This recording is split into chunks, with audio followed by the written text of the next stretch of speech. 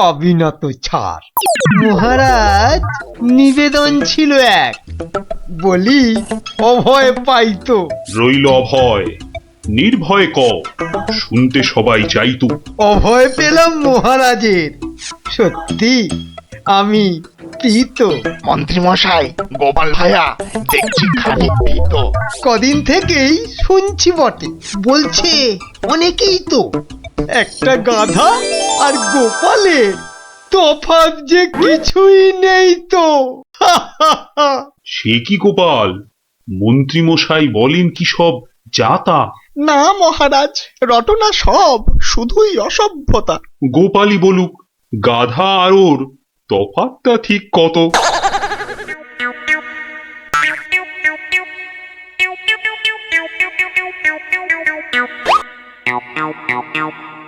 না মহারাজ, খুব বেশি নয়, হাতে চারেকের মতো। দেখলেন তো গোপাল কত বুদ্ধি ধরে ঘটে। তা বটে, তা বটে। সব জনাকেই জব্দ করে, তাই তো গোপাল ভাঁড়ও। যা হোক, সবাই আসুন এখন, বন্ধ দরবারও। মন্ত্রী বেটার থোতা মুকাজ ভোতা হলো মন। রাজার মন্ত্রী বেটার থোতা মুকাজ ভোতা হলো মন। বেটারে বুদ্ধি না থাক, ও বেটার বুদ্ধি না থাক, মাথায় গোবর পোড়া আছে বিলক্ষণ। মন্ত্রী বেটার থোতা মুকাজ ভোতা হলো মন। মন্ত্রী বেটার থোতা মুকাজ ভোতা হলো। ওই তো গোপাল দাদু এসে গেছে। ওহ, আর পারা যায় না বাপু। সবে রাজ দরবার থেকে ফিরলাম, একটু বিশ্রাম নিতে দে না বাবা। দেখো গুলটে দাদা, আমি পাহাড়ে উঠেছি। এই বদমাশ, নাম, নেমে আয়, নেমে আয় বলছি। এই দেখো, এই তোকে পাহাড় থেকে নামিয়ে দিল। তোদের জ্বালায় বিশ্রাম নেওয়ার হবে না দেখছি। ওসব বিশ্রাম বিশ্রাম তুমি পরে নিও দাদু, এখন শুধু গল্প। আবার গল্প? ওরে বাবা, অত গল্প পাই কোথায় বল দেখিনি? হ্যাঁ, ওসব শুনছি না, বলতেই হবে। ও, বলতেই হবে। ঠিক আছে, বলতেই যখন হবে তখন বলি। শোন, হ্যাঁ, মন দিয়ে শোন। হ্যাঁ, একদিন মন্ত্রী মশাই রাজা কৃষ্ণচন্দ্রকে বললেন, রাজামশাই, যাত্রাপালার সব আয়োজন শেষ। তা বেশ, তা বেশ, কিসের যেন হচ্ছে পালা এইবারে উৎসবে? আগে এবার কৃষ্ণ রাধার মানভঞ্জন হবে। ঢেড়া তবে দিন পিটিয়ে যাত্রাপালার জন্য। সে কাজটাও অনেক আগেই হয়েছে সম্পূর্ণ। বাবা বাবা বাবা বাবা, সাধু সাধু, আসুন এবার তবে। হ্যাঁ মহারাজ, আসরেতেই আবার দেখা হবে।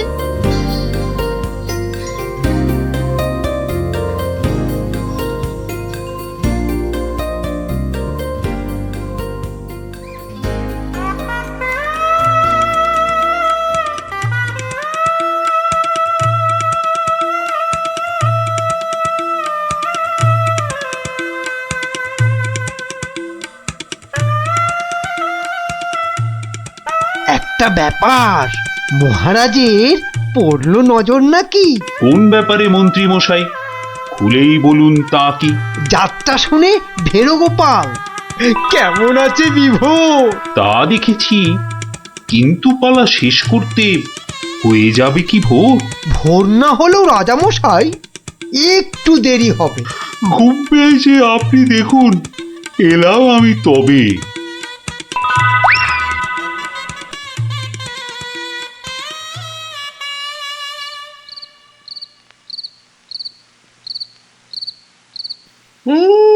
পালাটা মন্দ হলো না, কিন্তু কিন্তু এই মাঝরাতে গিয়ে গিন্নির কাঁচা ঘুমটা ভাঙাই কেমন করে?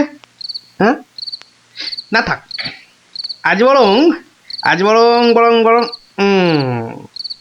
রাজার অতিথি নিবাসেই শুয়ে পড়ি।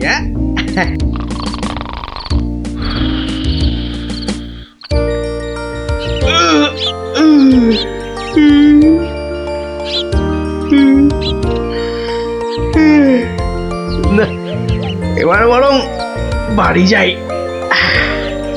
ওখানে গিয়ে আরেক প্রস্ত ঘুম লাগালেই শরীরটা একেবারে চাঙ্গা হয়ে যাবে।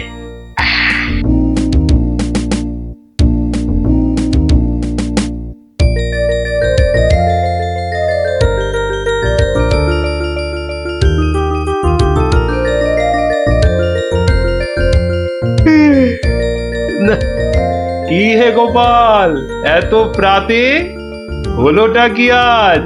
কারণটা যাত্রার হে মহারাজ, পালা শেষে কাল রাতে যাইনি তো বাড়ি, অতিথি নিবাসে ছিলাম। কারণটা তারই। বেশ বেশ, ঠিক আছে, এসো বেলা হলে। তাই হবে মহারাজ, যাই তবে চলে।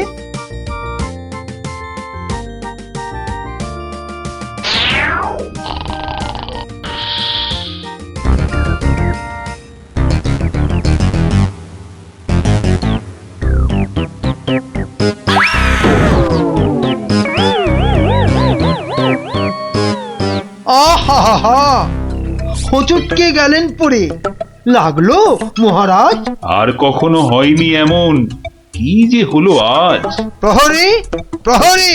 আদেশ করুন মন্ত্রী মশাই, হুকুম তামিল করি। রাজামশাই গেছেন পড়ে, বদ্যি আনো ডেকে। এই এক্ষুনি এক্ষুনি যাচ্ছি। ভগবান ছাই, অদৃষ্টে কি যে লেখে। একটুখানি ধৈর্য ধরুন, বসুন চুপটি করে। ধৈর্য ধরা সহজ ব্যাপার, ব্যথাতে যাই মরি। ও দেখি দেখি রাজামশাই, করুন খানিক হাতও। এ হে হে হে হে হে হে হে, ভেঙেই গেছে একটা গোটা দাঁতও। সেবন করুন ভেষজ খানি, কমবে ব্যথা তরা। ব্যথা না হয় কমবে, তবে লাগবে কি দাঁত জোড়া? ভাঙা দাঁতের জোড়া লাগায় এমন ভেষজ নেই তো। মুখ দেখে যার হলো এমন, দেখছি দায়ী সেই তো। মন্ত্রীমশাই, আনুন খুঁজে, কোন অনামুখ, কে সে? আগে আগে অনেক অনামুকই বাস করে এই দেশে। কেমন করে বলবো আমি, কোনছে বদনখানি? থামুন থামুন, হচ্ছে মনে, আমি কেবল জানি। কি হে গোপাল, এত প্রাতে? পালা শেষে কাল রাতে যাইনি তো বাড়ি, অতিথি নিবাসে ছিলাম। এসো বেলা হলে। তাই হবে মহারাজ। নামটা শুধু ব্যক্ত করুন, পাঠাই প্রহরীকে, বেঁধে নিয়ে আসুক গিয়ে সেই অনামুকটাকে। সে অনামুখ আর কে হবে? গোপাল, মন্ত্রী গোপাল, তাকেই গিয়ে আনুন বেঁধে, চড়বে শুলে কাল। এইবার বেটা ভাঁড়ের পতুই কুল পাবি না কেঁদে। প্রহরী, প্রহরী! এক্ষুনি যাও, গোপালকে আজ সভায় আনো বেঁধে। এক্ষুনি এক্ষুনি যাই।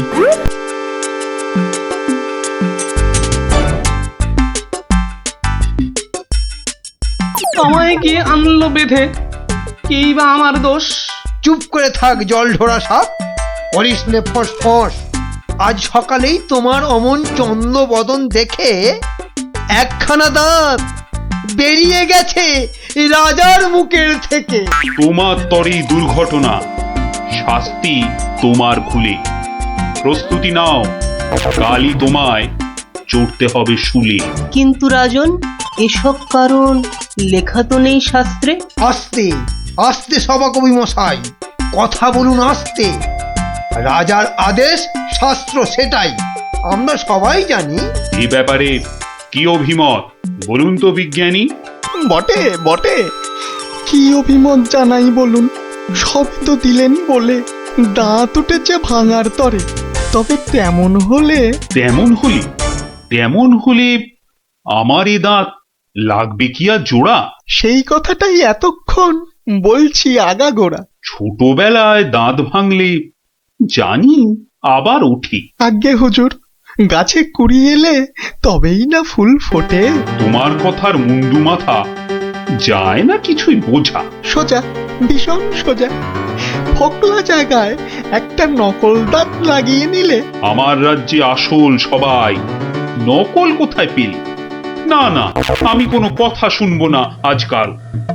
আজ বাদে কাল চড়বে শুলে, মরবে গোপাল ভাঁড়ো। মহারাজের হুকুম আমি নিচ্ছি মাথা পেতে, কালকে না হয় চড়ব শুলে। কিন্তু যেতে যেতে একটা ছোট নিবেদন আজ মহারাজ আপনার কাছে। ঠিক আছে ঠিক আছে, বলার যদি থাকে কিছু এই বেলা নাও বলি। সে তো ঠিকই, আজকে বাদে কাল তো যাব চলে। সকাল বেলায় আমার এমুখ দেখেছিলেন ঠিকই। যা বলবা তাড়াতাড়ি এবার বলো দেখি। মহারাজের আদেশ কি আর অমান্য করা যায়? ঘরেতে তোর কটা মাথা, পাজি হত ছড়া। আমার এমুখ দেখেই রাজার দাঁতটা গেছে খুলে। মানছি এটা ঘোর অপরাধ, চড়বো না হয় শুলে। দাঁতের ব্যথায় বেশি কথা হইতে নারী আজকে, মিথ্যে কেন বিলম্বিত করছো সভার কাজকে? আমায় দেখে ক্ষতি হবে চাই না আমি কারো।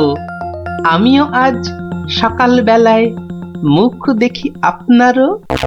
এ মুখ দেখে মহারাজের দাঁতটা গেছে খুলে, প্রাণটা যাবে ও মুখ দেখে উঠেছিলাম বলে। ব্যথা যাবে কদিন পরে, আসবে ফিরে সুখও। প্রাণ গেলে আর আসবে না আর এমন অনামুখ। তা তো ঠিকই, গোপাল আমার চক্ষু দিল খুলে। ঠিক আছে, এক শর্তে আমার আদেশ নিলাম আমি তুলে। রাজা মশাই শর্ত বলুন, চলবো মেনে তারে। কাল থেকে আর অমুক যেন দেখি না দরবারে। প্রহরীগণ বাঁধন খোলো, গোপালকে দাও ছেড়ে। ধন্য মহারাজা, আমি মুক্ত হতে পেরে। আদেশ মেনে এখন আমি নিচ্ছি বিদায় তবে। মহারাজের যেমন কথা তেমনই কাজ হবে।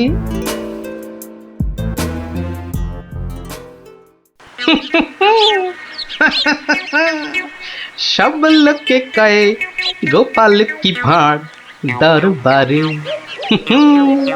আহা সব লোকে কয় গোপাল কি ভাঁড় দরবারে।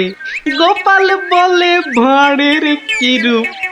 বাবা, গোপাল বলে ভাঁড়ের কি রূপ আছে কেষ্ট নগরে। দেখতে হলে আসুন চলে রাজার দরবারে।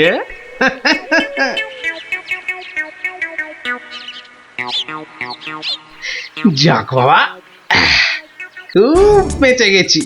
কিন্তু রাজ দরবারে না গিয়ে থাকবো কি করে? উপায় কিছু একটা বের করতেই হবে। কি করা যায়, কি করা যায়? হয়েছে হয়েছে, দেখি দেখি কোন বেটা কাল আমার দরবারে যাওয়া আটকায়।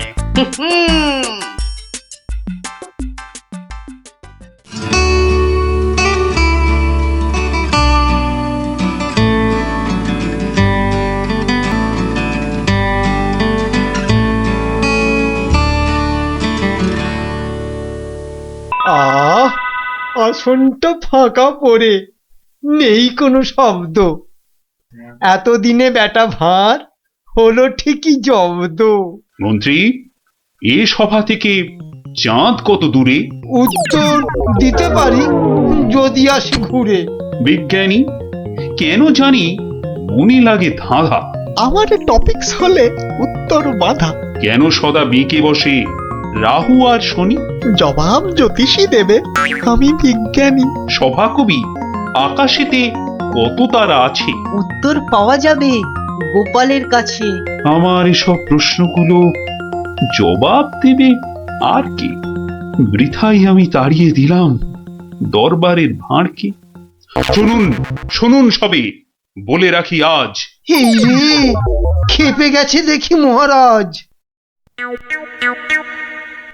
প্রণাম সকল সুধীজন, প্রণাম মহারাজ। পিছন ফিরে সভায় আসে কার এহেন কাজ? এ কাজ করার একজনই তো আছেন নবদ্বীপে। ধরে আনুন, লোকটাকে আজ মারবো গলা টিপে। রাজার কাছে পিছন ফিরে আসতে কি কেউ পারে? কেউ না পারুক, পারে সব শ্রীযুক্ত গোপাল ভাঁড়ে। বলেন কি সব? গোপালকে তো মুখ দেখানোই বারণ। আগে পিছন ফিরে আসার এটাই আসল কারণ। মুখ দেখানো বারণ ঠিকই, পিছন তো নেই শর্তে।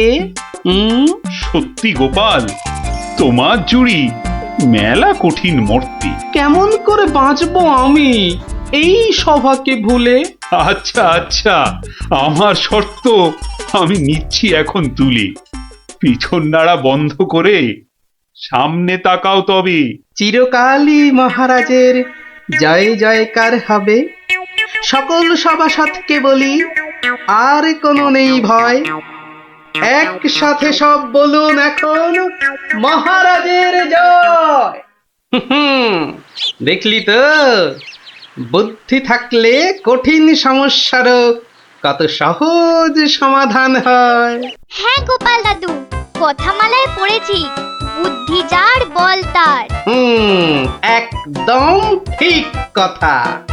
বুদ্ধি যা বল তা। ঠিক আছে, গল্প তো হলো, এবার তোরা আয়, আমি খানিক বিশ্রাম নিয়ে নি। ঠিক আছে গোপাল দাদু, এই চল সবাই।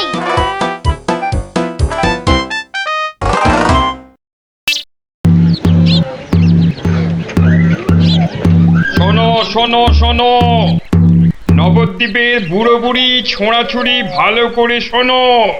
মহারাজ কৃষ্ণচন্দ্র আদেশ করেছেন, গায়ে গঞ্জে কারোর অসুখ বিসুখ করলে সঙ্গে সঙ্গে ওনার তৈরি চিকিৎসালয় নিয়ে যেতে হবে। দেরি করলে বিপদ হবে। ও ঘোচক মশাই, আমরা সব পাড়ায় পাড়ায় পা খেয়ে বেড়াই, আমরাই তো সবাইকে বলবো। শোনো শোনো শোনো, নবদ্বীপের বুড়ো বুড়ি ছোঁড়াছুড়ি ভালো করে শোনো। সত্যি ভাই, আমাদের মহারাজের সব দিকে নজর। কত বড় রাজা, তবু একেবারে মাটির মানুষ। সত্যি পুটি, কত বড় রাজা, কিন্তু কাউকে ভয় দেখায় না। শুনলাম নদিয়ার রেঁদাচোর ধরা পড়ার পর থেকে ওকে খালি কাতুকুতু দেওয়া হয়েছিল। লোকটা হাসতে হাসতে দম বন্ধ হওয়ার জো। আর আমাদের নেড়িমুদিকে ওজন কম দেওয়ার জন্য কি শাস্তি দিল ভাবো? কি শাস্তি গো চিমটি? 57টা বড় বড় বাতাসা খাওয়ালো। নো জল, নট কিচ্ছু। এসব তো আমাদের রাজা মশাইকেই মানায়। আসলে এসব গোপাল দাদুর বুদ্ধি। ঠিক বলেছিস। তা সে কি রে, সকাল বেলায় সবাই একেবারে বাড়িতে হাজির। হ্যাঁ, কি ব্যাপার ন্যাপলা? গোপাল দাদু, আজ সকালেই রাজামশাই ঢেড়াদার ঢেড়া পিটিয়েছে। কারোর অসুখ করলে সময় নষ্ট না করে চিকিৎসালয় নিয়ে যেতে হবে। এই জন্য সপ্তদ্বীপে অত বাচ্চা কদিনে মরে গেল। কি দুঃখ! ওই ঢেড়া দেবার বুদ্ধি তার মাথায় এলো গোপাল দাদু? নিশ্চয়ই তোমার। না রে বাপু না, আমি হলাম গিয়ে গোপাল ভা। এ বুদ্ধি আমার আসে নাকি বল? হ্যাঁ, তাহলে রাজামশাইয়ের বুদ্ধি? রাজা মশাইয়েরও না। তাহলে কার বুদ্ধি? এই হলো আমাদের রাজবৈদ্য মহাশয়ের, বুঝলি? কত বড় কবিরাজ তিনি, তার চিকিৎসার গুণে মৃত্যুও হেরে যায়। ভাগ্যিস ওর মতো লোককে ঠিক মতো রাজবৈদ্য নির্বাচন করা হয়েছিল। ইলেভেলের লোক তো আর কম আসেনি। কি করে নির্বাচন করা হলো গোপাল দাদু? সে এক ব্যাপার, বুঝলি? মস্ত ব্যাপার, শুনি নাকি? শুরু করো গোপাল দাদু। শোন তাহলে, সে বছর খুব গরম পড়েছিল, প্রাণ একেবারে হাই ঢাই যাকে বলে। ঘরে ঘরে অসুখ, এই সময়ে রাজামশাইয়ের চিকিৎসালয়ের যে বড় কবিরাজ তিনি চলে গেলেন কাশিতে। যা বাবা, সে তো মহা বিপদের কথা, ভাববার কথা। সে আর বলতে, সবচেয়ে ভাবনা হলো রাজামশাইয়ের। প্রজাদের শরীরের কথা ভেবে ভেবে রাজামশাইয়ের ঘুম নেই একেবারে। রাজসভায় পাইচারি করে বেড়াচ্ছেন, সভা পণ্ড। হুম হুম হুম। না, ধুৎ, ধুৎ।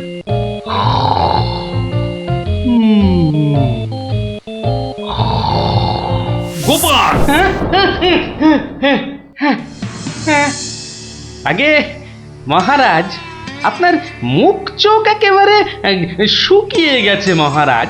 আপনার এত চিন্তা কিসের বলুন তো?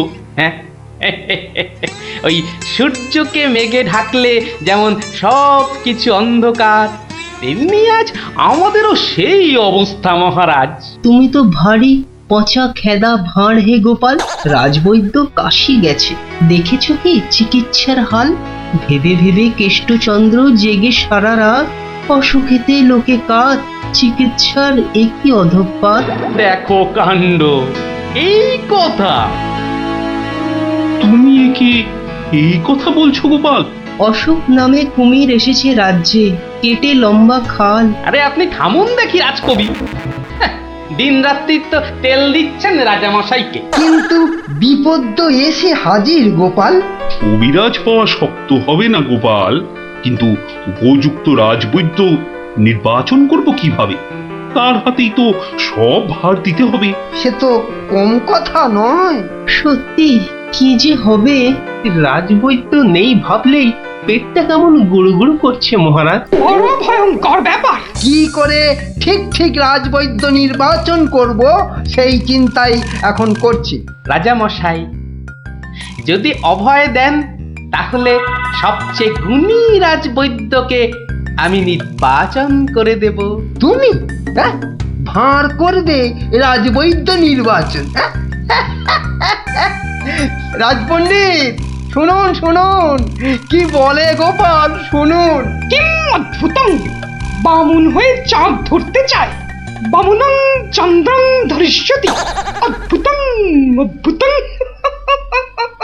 কালে কালে কতই হবে, পিঠে পুলির লেজ বেরোবে, বেড়ালের সিংহ যাবে, সিংহ মশাই ঘাস যে খাবে।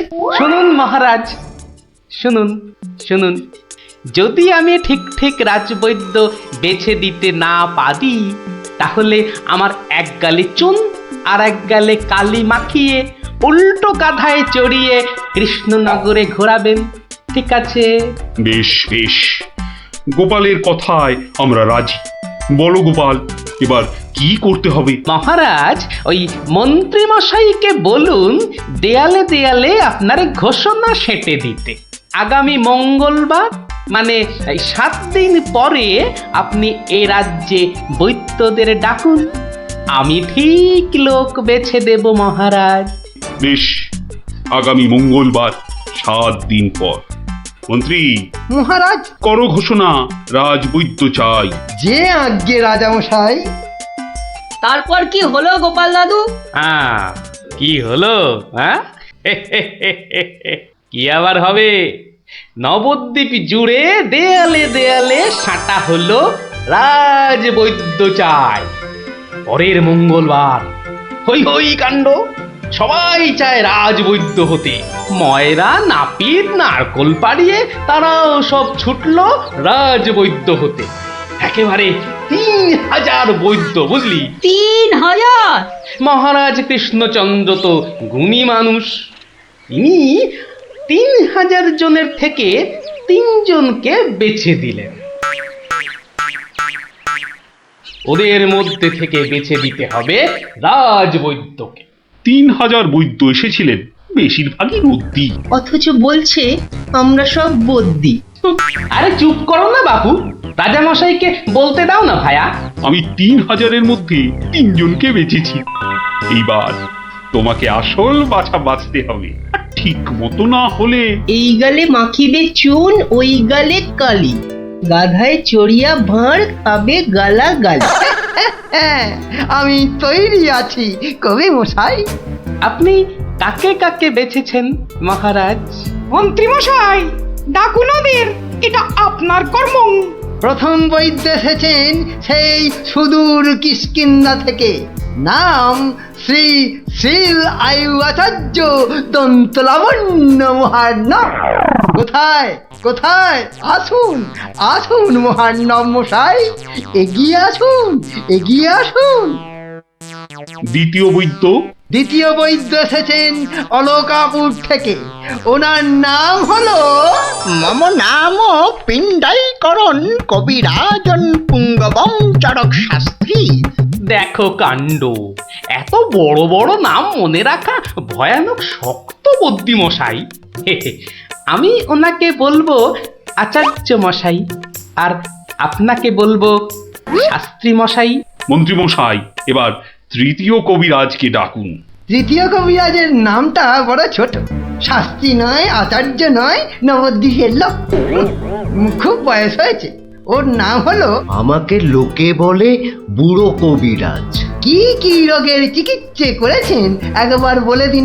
বলতে গেলে আমি কোনো রোগেরই চিকিৎসা করি না, একদম আকার। অথচ আমায় যদি বলতে বলেন, এক নিঃশ্বাসে ৭৩,০০০ রোগ বলে যাব। হ্যাঁ, ওলাউটো, পেঁজরা, খোস, কাশি, সর্দি গর্মি, তরকা, কম্প, ঝম্প, শ্বেত সার, কত হলো? কে এমন মূর্খ আছে যে গুনবে ভারমশাই? ও যদি ৭৩,০০০ রোগের নাম বলে, আমি বলবো ৮৩ লাখ। সব বড় বড় রোগ, সর্দি কাশির মতো নাতি নাতনি রোগ নয়। শুনুন তাহলে, যক্ষা, রক্তাম্বু, অস্থিবাস, বেগুন চোরা, দাপট কাঁটা, তে আটকা, মরা মাছ, হাঁস পোকা। থামো থামো থামো, ও এ তো কানের পোকা, নাড়িয়ে ছেড়ে দেবে।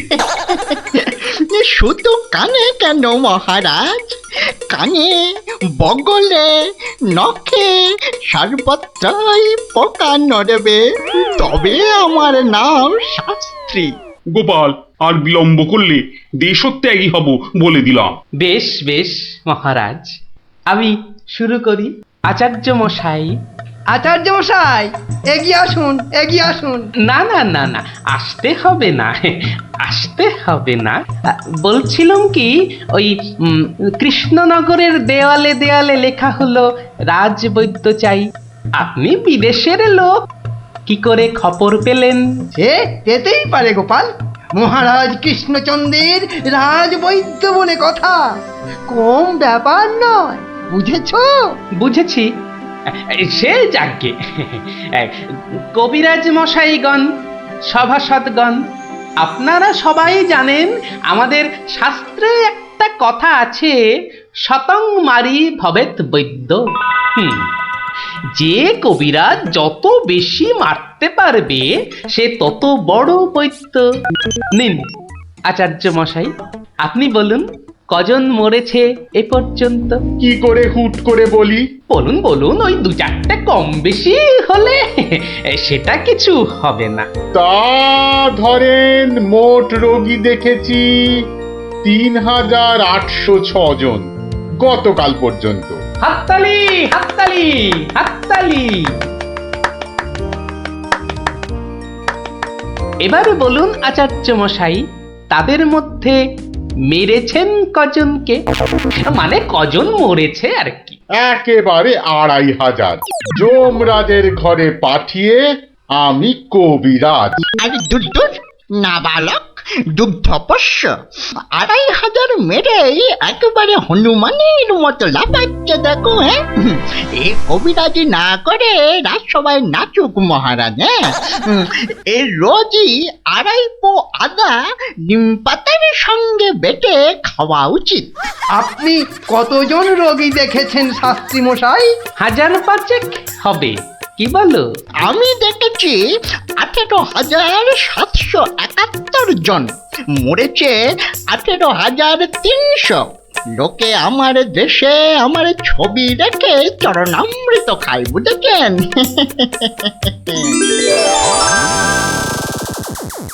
বুঝলেন তো? একবার দুজন সৈনিক দৌড়াতে দৌড়াতে এসে থামলো। খবর এনেছে ওরা। তা আমি শক্তি বাড়াবার জন্য একটু শরবত দিলাম। ওরা খেলো খেলো, ফুলে গেল, পটাং করে ফেটে মরে গেল।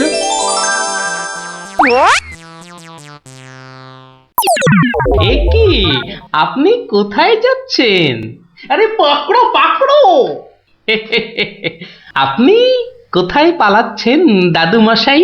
আমাকে ছেড়ে দিন মশাই, আমি এদের মতো অত গুণী নই। সে কি, রোগী দেখেননি আপনি? দেখেছি মশাই, কিন্তু বড় কম। কেন কম কেন? আমি যে রোগ হতেই দিই না। আমার গুরু আমায় শিখিয়েছেন, রোগের কারণগুলো নষ্ট করে দিলে রোগই হবে না। আমি যে তাই করি। কত রোগী এতদিন দেখেছেন কবিরাজ মশাই? সারা জীবনে আমি দেখেছি 1000 খানেক রোগী, আর মরেছে মাত্র 30 জন। তাতেই আমার লজ্জা করে। তাই বলছিলাম আমায় ছেড়ে দিন।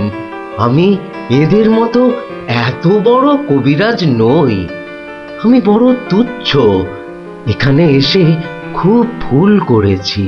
কিন্তু কবিরাজ মশাই, এখানে না এলে আপনি আরো ভুল করতেন যে। কারণ মহারাজ কৃষ্ণচন্দ্র আপনার মতন রাজবৈদ্যকেই খুঁজছেন। যে কবিরাজ রোগের কারণগুলো নষ্ট করে দেন, তিনিই যে শ্রেষ্ঠ। যে কবিরাজ রোগীর মৃত্যু হলে দুঃখ পায়, লজ্জা পায়, তিনিই তো শ্রেষ্ঠ। মহারাজ, এই আমার শ্রেষ্ঠ কবিরাজ। নির্বাচন শেষ মহারাজ। সাবাস গোপাল, সাবাস! তোমার রাজবৈদ্য নির্বাচন এ দেশের সর্বশ্রেষ্ঠ শিক্ষা। তুমি শুধু হাসির রাজা গোপাল ভাঁড় নও, তুমি এই বাংলার অলংকার। সত্যি গোপাল দাদু ঠিক বলেছিলেন রাজবৈদ্য। রোগের চিকিৎসার চেয়ে বড় হলো রোগ হতে না দেওয়া। তাই সামান্য রোগ হলেই চিকিৎসালয়ে আসতে বলে ঢেড়াদার ঘুরে বেড়াচ্ছে। এমন রাজবৈদ্যকে তুমি বলেই নির্বাচন করতে পেরেছো। রাজা মশাই ঠিকই বলেছেন, তুমি শুধু হাসির রাজা নও, তুমি জ্ঞানের রাজা গোপাল ভাঁড়। ওঠ ওঠ, তাড়াতাড়ি ওঠ। দাঁড়া, এত খাড়া গাছ, ও বুকটা কেমন ঢিপ ঢিপ ঢিপ ঢিপ করছে। কি রে, তুই আবার ভয় পাস নাকি? পুটি, আওয়াজ দিবি না বলে দিলাম। দাঁড়া না দিদি, গুলটি দাদাকে উঠতে দে। হ্যাঁ, আম খাওয়ার জন্য প্রাণটা একেবারে আম সত্য হয়ে যাচ্ছে। মেয়ে বাবা ওঠ এবার। এই, তোরা বাইরের দিকটা দেখ, কেউ এলে আওয়াজ করবি। এবার ওঠ না রে। হ্যাঁ, গাছ থেকে ফেলে দিও না ঠাকুর। ও বাবা,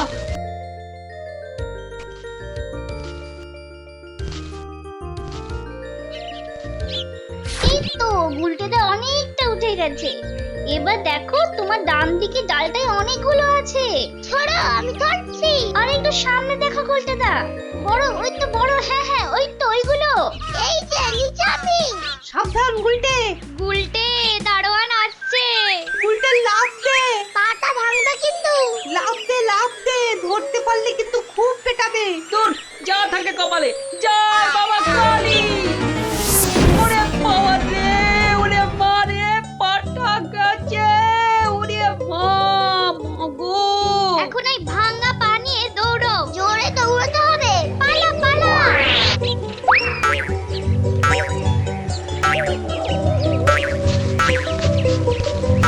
কি ব্যাপার? না মানে ওই আর কি। আম চুরি করতে গেছিলে, ধরা পড়ে গেছে তো? একটুর জন্য বেঁচে গেছি। এই জন্য বলি, চুরি হচ্ছে মহাবিদ্যা, যদি না পড়ো ধরা। মানে? মানে আবার কি? চুরি করতে গিয়ে ধরা পড়ে গেলে কি চোর মান না খেয়ে বাড়ি ফেরে? আর চোর ধরা না পড়লেই তো তার চুরিবিদদের কেরামতি। কি এখনো হাঁপাচ্ছ? হবে না, যা দৌড় করাল, ওরে বাবা গো, মরে গেলাম, মরে মরে মরে মরে। আবার বাবা মাকে ডাকছো কেন বাবা? গাছের উপর থেকে লাফ দিয়েছে তো। মনে হচ্ছে মচকেছে। নাও এবার তোমরা ধীরে সুস্থে বসে দম নাও দেখিনি, আমি যাই। কোথায় যাচ্ছ দাদু? তোমায় আমরা এমনি এমনি যেতে দেবো না। না না না, এখন গল্প নয়। গুলটের পাটা নিয়ে তোমাদের মনে হচ্ছে বদ্যির কাছে যেতে হবে। এ যাবক্ষণ, কিন্তু এখন একটা গল্প হয়ে যাক গোপাল দাদু। আরে এই তো এক্ষুনি ব্যথায় বাবা মাকে ডাকছিলে। এখন আর ডাকবে না। হ্যাঁ দাদু, আজকে অনেক দখল গেছে, এবার একটা গল্প হোক, আর দেরি করো না।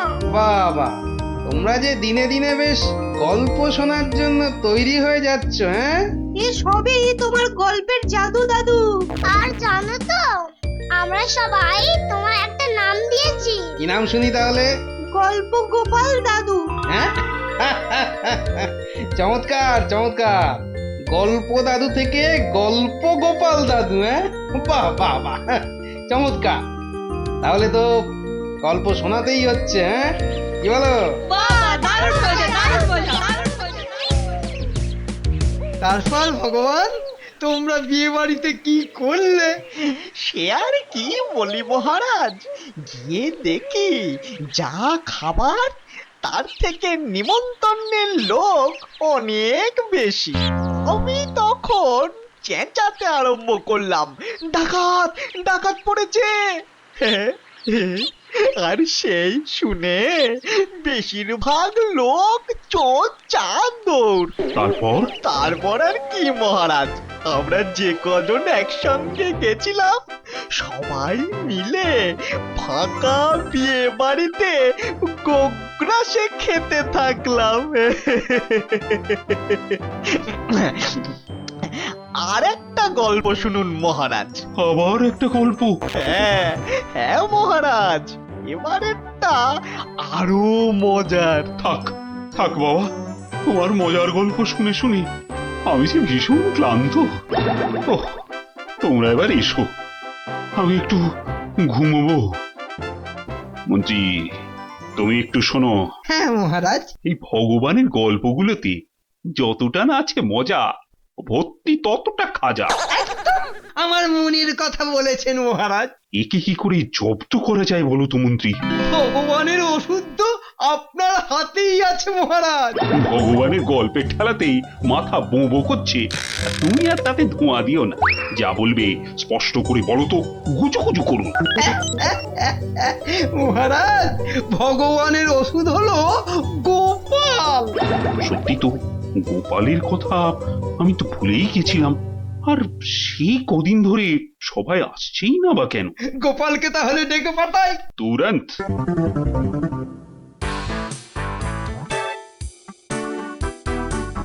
কি মাথার উপর হাওয়া করছো খালি? তাহলে কোথায় করব? সামনে এত বড় ভুঁড়ি রয়েছে, দেখছো ঘেমে নিয়ে টস টস করে জল ঝরছে, আর এখানে হাওয়া না করে কেন শুধু শুধু আমার তাকে বাতাস করছো শুনি? আর পারি না বাপু। হ্যাঁ, এইবার একটু আরাম হচ্ছে। বলে না দিলে কোনো কাজটাই তুমি দেখছি ওই ঠিকভাবে করতে পারো না। দিনের মধ্যে কতক্ষণ বাড়িতে থাকো তুমি?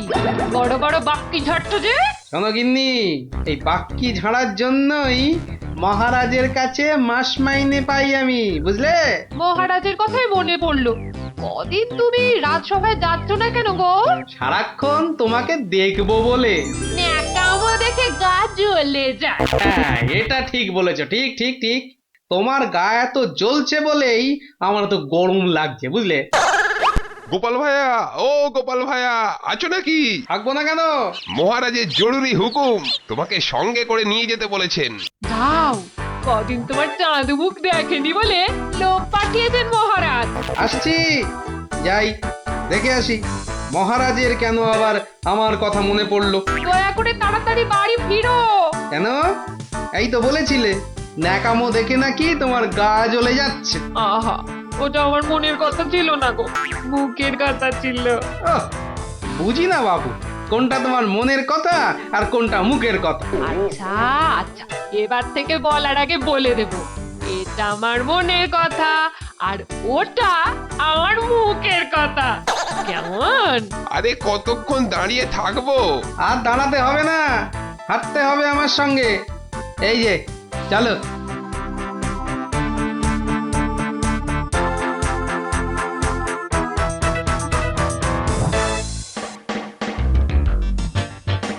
কি গোপাল, বাড়িতে গিন্নির সেবা যত্ন পেয়েছে, আমাদের ভুলতে বসেছো? হ্যাঁ মহারাজ, এটা আপনি ঠিকই বলেছেন।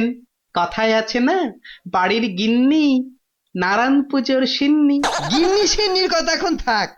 গোপাল, মহারাজের চিন্তা এবার করো তো দূর।